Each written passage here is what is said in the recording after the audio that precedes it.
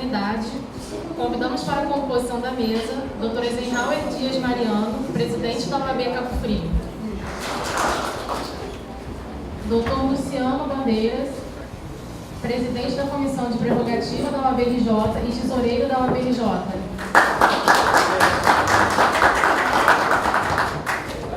Doutora Rosana Jardim, presidente da subseção de Araruama.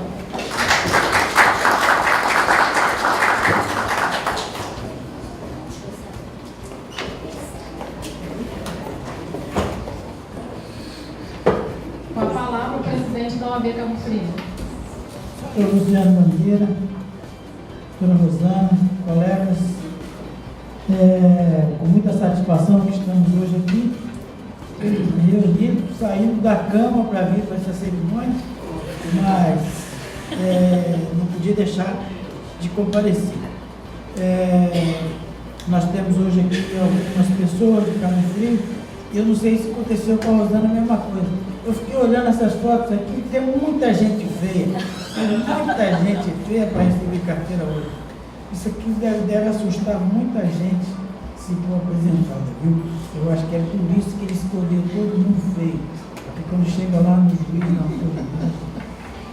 Muito bom. Essa cerimônia que a seccional, o doutor Luciano Bandeira, que vem realizando essas cerimônias concentradas em um ponto para credenciamento dos delegados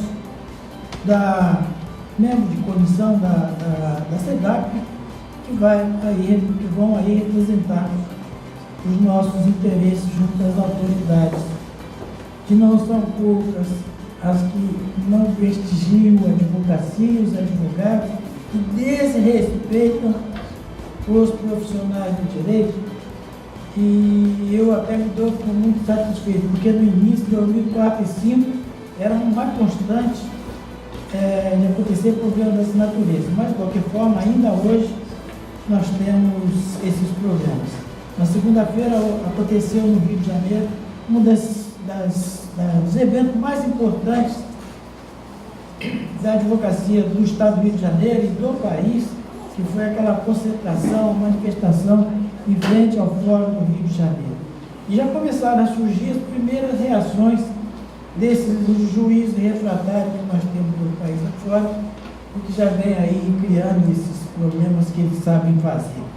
De modo que foi um trabalho interessante. Nós lutamos aqui, tentamos levar um ônibus para aquela concentração, mas não conseguimos número de pessoas, e aí não compensaria fazer aquele trabalho de ida ao Rio de Janeiro daquela forma. E eu também venho aí com esse meu problema, não deu para eu sair nem para viajar também. De maneira que fica assim, é muito importante para a gente de ter a seccional que sempre com a gente desses tempos para cá. Nunca foi assim. Nunca foi assim. O trabalho que o Felipe Santa Cruz vem fazendo, o Luciano Bandeira, essa diretoria atual da OAB-RJ, para a OAB Cabo Frio, é muito importante. Cada vez que eu entro nesse auditório, eu me lembro que o projeto inicial dessa sede era daquela coluna para cá. O nosso auditório seria daquela coluna para cá. E não teria o segundo pavimento, nada lá em cima, só aqui mesmo, aqui embaixo. E nós temos uma sede que é relativamente confortável. Ficou pequeno porque o bairro é nobre, nós estamos a 300 metros do Fórum de Cabo Frio, acessibilidade maior, tem estacionamento, e isso não acontecia no centro da cidade. E que nós fomos para o Rio de Janeiro, daqui tem alguns que estavam lá no dia, o Evandro, a Alice e outros diretores, para conversar com Santa Cruz, e ele aceitou a nossa ponderação e ampliou essa sede que aqui está.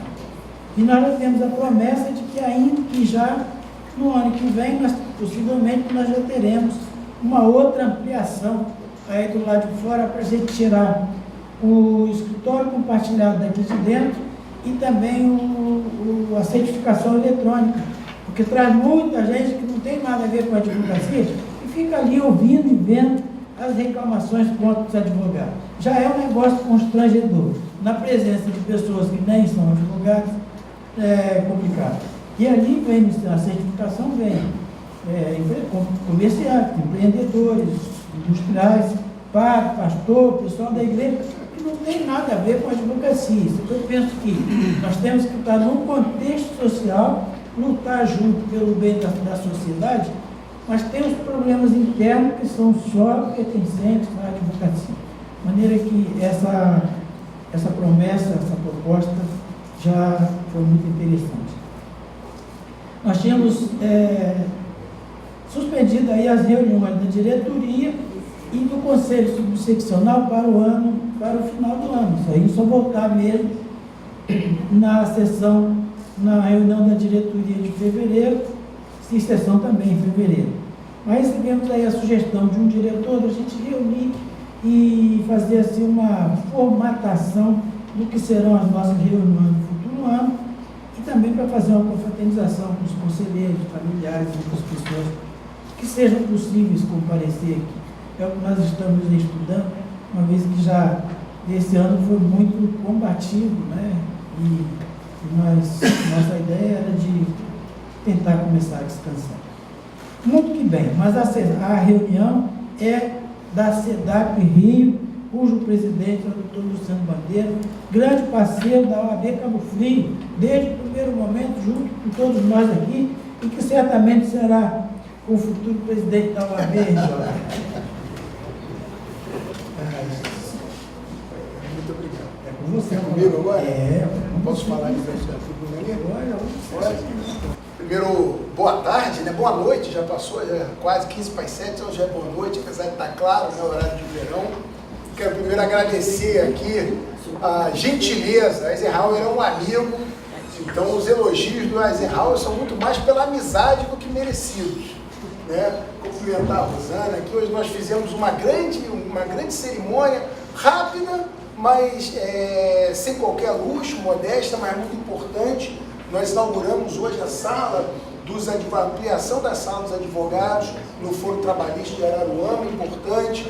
O trabalho da Rosana, conseguindo trazer mais comodidade para o advogado de Araruama, mais computadores, uma multifuncional, digitalização, peticionamento eletrônico, que a gente sabe que o pesadelo judicial eletrônico implantado na Justiça do Trabalho dá muito trabalho e viola a prerrogativa também.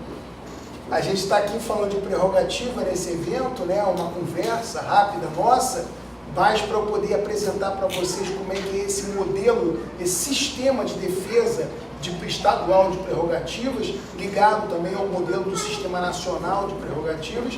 Mas eu estava lembrando que ontem eu estava com o presidente Jarbas Vasconcelos, que é o presidente da Comissão Nacional, num evento que nós tivemos ontem e hoje na seccional, que é sobre o processo judicial eletrônico e também me coube falar sobre a violação eletrônica de prerrogativas que acontece de forma muito efetiva. E uma coisa que surpreende, que a gente vem constatando, que o processo judicial eletrônico, o processo eletrônico, seja no TJ, na Justiça do Trabalho, na Justiça Federal, ele nasce como sempre como uma boa ideia, mas o Poder Judiciário consegue estragar essa ideia boa. Né? A gente vê que o processo eletrônico ele era para otimizar, ser mais rápido, mas criaram uma coisa que me surpreendeu. Eu tive que ver porque eu não acreditei quando me contaram. Eu fui lá olhar. Existe juntada em processo judicial eletrônico e existe conclusão. São coisas que não eram para existir. Justamente o processo judicial eletrônico ele foi criado porque você envia, a petição já está na caixa do juiz, ele despacha. Não tem juntada, não tem conclusão. Mas, lógico que eles criaram isso no processo judicial eletrônico, justamente, eu acho que é sempre pensando em dificultar a vida do advogado. Eu acho que deve ser o principal objetivo. Por isso que nós temos que ter um sistema de defesa de prerrogativas muito forte, um sistema de defesa de prerrogativas, que eu acho que são 3 fatores fundamentais. Primeiro, a unidade da advocacia. Nós mostramos o que é a advocacia unida na segunda-feira, no Fórum Central do Tribunal de Justiça lá na capital do Rio de Janeiro. Nós mostramos o que é a força da advocacia.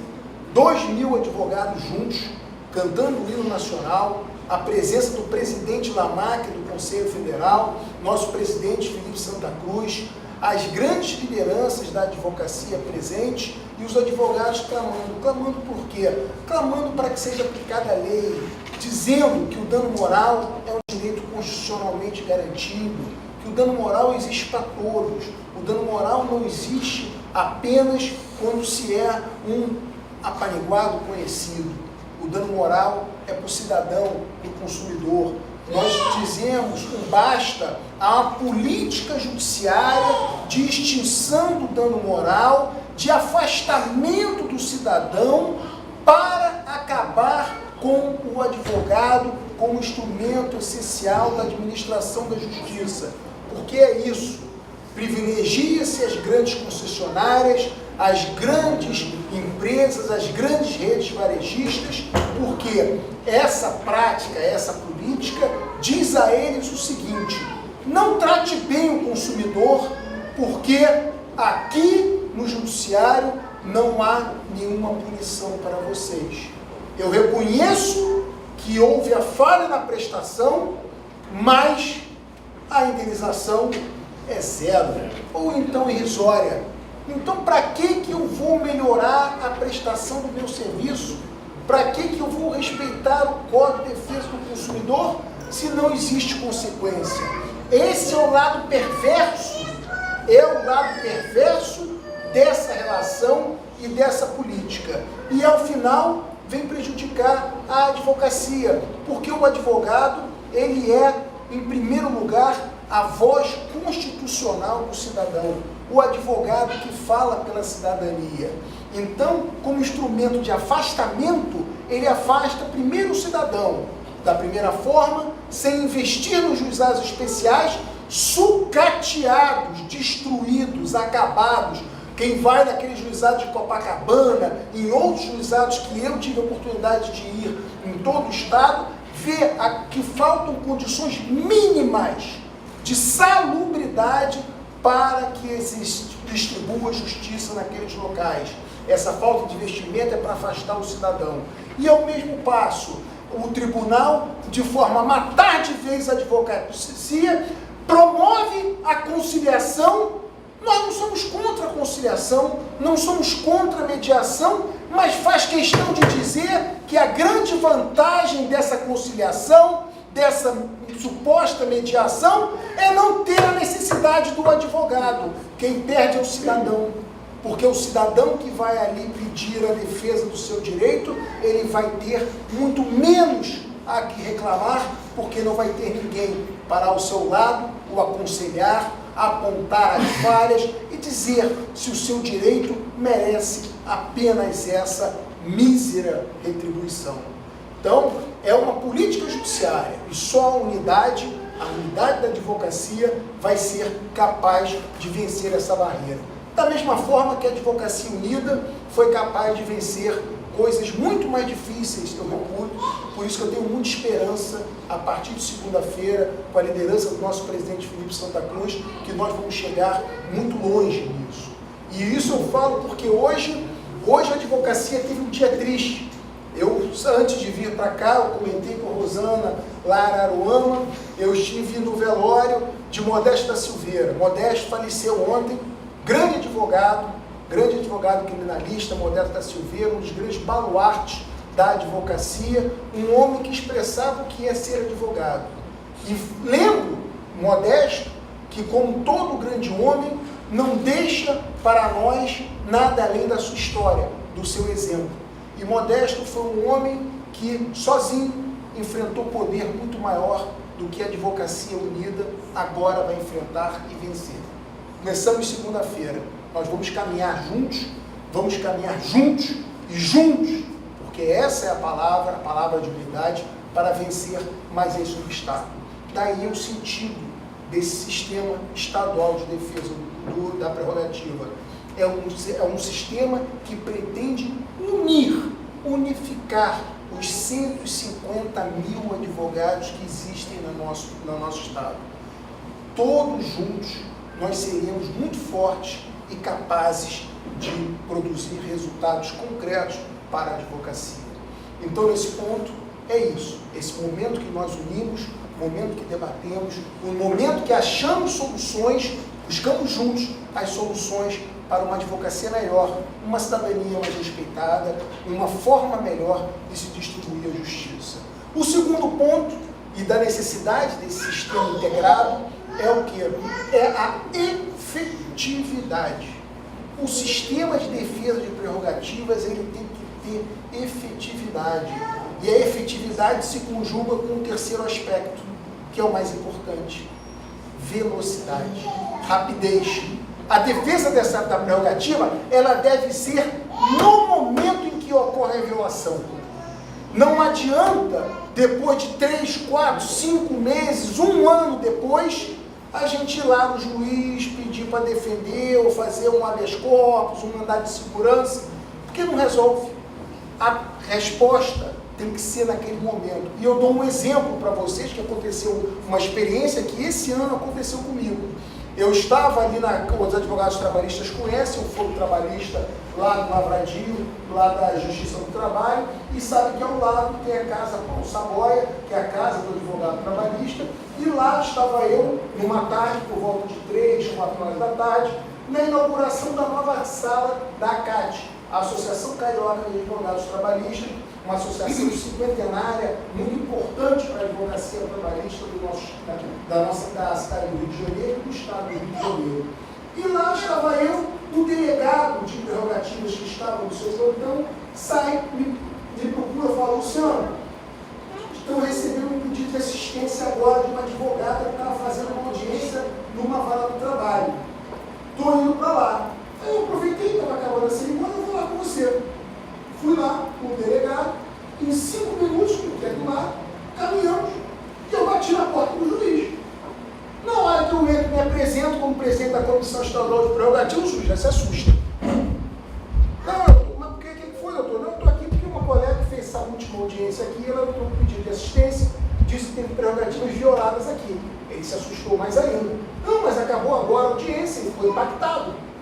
E naquele momento do impacto, dele ter ali, de ver a defesa da prerrogativa de forma tão imediata, tão célere, tão rápida, e eu tenho que pontuar que não é porque eu estava lá não, porque nós tínhamos um delegado de plantão que faria a mesma coisa. Eu estava lá, foi só um acaso. E caminhei junto com ele e disse para ele o seguinte: Excelência, eu encontrei uma colega minha aos prantos aqui na presença do seu cliente, dizendo que o senhor disse para ela que quem manda na audiência é você. Até aí tudo bem, está na lei, quem preside é o juiz. Mas que, se ela quisesse mandar na audiência, que ela estudasse, fizesse concurso, e que tanto você, o magistrado mandava na audiência, que por isso que você estava mais alto e ela mais embaixo. Falou isso para a colega na presença do cliente e da parte contrária na sala de audiência. Então, por isso, excelência, eu estou aqui. Ele já, doutor, não é isso, é a última audiência do dia, eu realmente errei, não era isso, é a última audiência do dia. Eu falei: não tem problema, excelência, eu aceito a sua desculpa, sem problema nenhum. Só que eu acho que a ofensa pública demanda desculpa pública. Então eu vou chamar a colega e o cliente dela aqui na sala e você se desculpa. Eu chamei e se desculpou.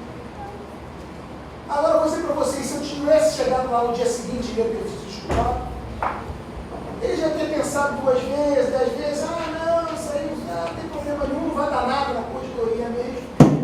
Aí que está a efetividade conjugada com o tempo, a celeridade da justiça. Por isso que nós temos que ter a unidade, nós temos que ter um sistema que atinja o Estado de forma igual a todo momento, a todo tempo.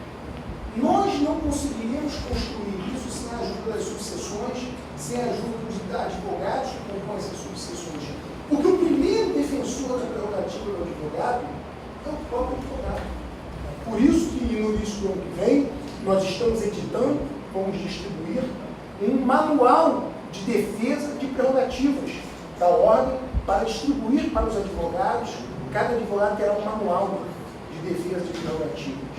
Esse instrumento vai ajudar os advogados. Da mesma forma, nós teremos, a partir do ano que vem, em todo o Estado, cursos ministrados sobre a questão específica da prerrogativa.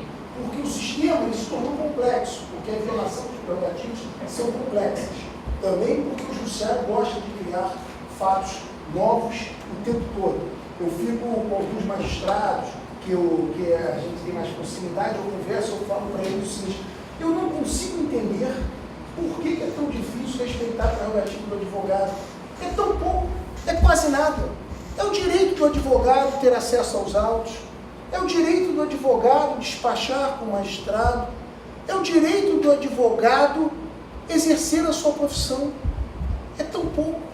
É o direito do advogado, que hoje em dia está difícil, conversar com o seu cliente, não ter a conversa gravada e disponibilizada no Fantástico. É muito pouco. É pouca coisa. Não tem grandes dificuldades e não precisa se mudar o sistema judicial, do judiciário, para que se atenda essas pequenas coisas. E isso é importante, porque o advogado, sem a sua prerrogativa, não é ele que está atingido, é a cidadania, é o cidadão que fica desprotegido. Porque nós, na nossa atividade, nós somos, na maioria das vezes, a última esperança do cidadão. A advocacia, ela é fundamental, porque a gente, no final, é que defende o patrimônio, a gente defende a honra e a gente é que defende a liberdade. Ninguém faz isso, só o advogado faz isso. Então, a inviolabilidade do escritório de advocacia, a imunidade do advogado no exercício, no falar na tribuna, no escrever na sua petição, ele é fundamental para que o cidadão tenha o direito bem defendido. Então, quando nós reclamamos a defesa das prerrogativas, nós não pedimos favor, nós exigimos apenas o cumprimento da lei. Nós temos que lembrar sempre que a advocacia é diferente das outras atividades. O nosso estatuto é eleito federal. A gente não pode jamais nos esquecer disso. Então, com esse sistema, essas carteiras, que são as mesmas carteiras do Conselho Federal, do Sistema Nacional, que estão sendo reproduzidas aqui no Estado, para que cada delegado possa se identificar, ela serve para isso, para demonstrar que nós temos a unidade. E com isso a gente vai conseguir efetividade, que já vai conseguir atender de forma rápida a violação das prerrogativas de qualquer colega, de qualquer tipo. Pensando nisso, a reestruturação da Comissão Estadual de Prerrogativas, que é uma comissão de todo o Estado, foi colocada da seguinte forma: a gente procurou dividir o trabalho, porque ninguém resolve um problema tão grande, tão grave como a violação de prerrogativas sozinho. Então, eu, por exemplo, sou um advogado da Justiça Estadual, não tenho tanta experiência no crime nem na Justiça do Trabalho. Então, o que nós fizemos? Nós dividimos a nossa atividade em coordenações. Eu tive a surpresa, quando assumi a comissão estadual, em descobrir que não havia, para o advogado trabalhista, uma estrutura de defesa de prerrogativas. Não tinha. Então nós tivemos a oportunidade de criar, para ter um delegado de plantão na Casa Paulo Saboia, para poder atender rapidamente as violações ali no Fórum Trabalhista. Nós criamos uma coordenação também da Justiça Federal, dos juizados especiais federais, que a gente sabe que hoje os advogados, principalmente nas questões previdenciárias, nos juizados especiais federais, estão sofrendo violações diárias, com juízes reduzindo arbitrariamente os honorários livremente contratados, sem requerimento da parte, de ofício. Tanto que na sexta-feira eu terei uma reunião, foi requerida a reunião, terei uma reunião com a desembargadora Salete Macalós, para tratar especificamente disso. Porque a relação entre advogado e cliente, nos seus honorários, ela não é passível de intervenção e muito menos se não há reclamação de nenhuma das partes. E contratações absolutamente compatíveis com o estatuto. Como é nos contratos de êxito? Contratações de 20%, 30% de êxito, porque esses processos não há prolabore, não há o pagamento inicial. O advogado só recebe se ganhar as causas. Então, hoje a advocacia que atua na área previdenciária sofre esse dano, sofre esse efeito. Então nós temos uma coordenação que identificou e esse coordenador está levando e eu vou com ele na sexta-feira tratar desse problema. E assim nós temos das varas de órfãos que são fim, hoje em dia um inventário, se tiver menor que você não pode ir para o extrajudicial ou incapaz, é o fim, que é um processo que não acaba nunca. É uma justiça que não presta jurisdição. É impossível o inventário durar 10, 15, 20 anos, 30, 40, 50. Ou há pouco tempo eu peguei no escritório e me procurar um inventário que tinha sido aberto em 1954. E até hoje não estava resolvido. Isso é o quê? Isso é justiça? Isso não é justiça. Isso é uma violação de garantias constitucionais do cidadão, do princípio da duração razoável do processo, e uma violação de prerrogativas dos advogados. Porque é um assinte esse tratamento. É errado, é ilegal tratar assim a advocacia. Então esse sistema, esse partilhamento é o que vai levar a gente à especialização e poder atender. Da mesma forma, nós temos, é muito importante que todos os presidentes e delegados saibam, que nós hoje temos, e foi criado logo no início do ano, quando eu assumi, uma prerrogativa, uma procuradoria exclusiva para prerrogativas. Então hoje nós temos 5 procuradores de dedicação exclusiva, que estão lá na Procuradoria de Prerrogativas, que é separado da Procuradoria Geral da Ordem, que faz as outras ações, que estão lá para fazer só habeas corpus, mandado de segurança e pedido de amicus curiae e defesa criminal de advogados que que são acusados de crime no exercício da profissão. Essa procuradoria, ela serve para isso, para apoiar o advogado e apoiar os delegados e os presidentes em cada momento que for necessário, está à disposição nesse sistema integrado, que é um sistema só. E a gente consegue trazer com essa unidade, com esse sistema, a efetividade que eu falo, que é o nosso objetivo, ser cada vez mais efetivo. Então, esse projeto é um projeto que deve ser abraçado por todos. É um projeto que vai beneficiar toda a nossa categoria. Um projeto em que a advocacia precisa ter ciência que vivemos tempos difíceis no nosso país. Nós vivemos um momento de tentativa de criminalização da atividade do advogado, um momento de tentativa de afastamento do advogado do processo judicial, porque o advogado cria problema, cria mesmo. A nossa obrigação é essa. A gente não aceita prato feito, decisão de corte e cola, decisão padronizada. A gente recorre, a gente reclama. Então, ao invés de compreenderem que nós somos parte da solução, começam a tratar o advogado como empecilho, como problema, o que é uma absoluta inversão de valores. Não é à toa que hoje, todo mundo vê, nós lidamos no nosso país, e a primeira coisa a gente tem que ser muito claro aqui, ninguém é contra o combate à corrupção. Eu não gosto de corrupção, Eisenhower não gosta, Rosana não gosta, ninguém aqui gosta de corrupção. Todo mundo quer corrupto na cadeia. Mas nós somos advogados. A gente quer o devido processo legal. A gente quer o respeito à Constituição. A gente quer que o Congresso Nacional aprove, do mesmo jeito que aprova as 10 medidas anticorrupção, aprove a criminalização da violação das prerrogativas, que o projeto de lei está lá. Quem viola a prerrogativa é crime. Não é só de respeito à lei, é crime. A gente quer responsabilidade pessoal dos magistrados e promotores que violam e vazam informações, muitas vezes destruindo a vida de pessoas que no futuro podem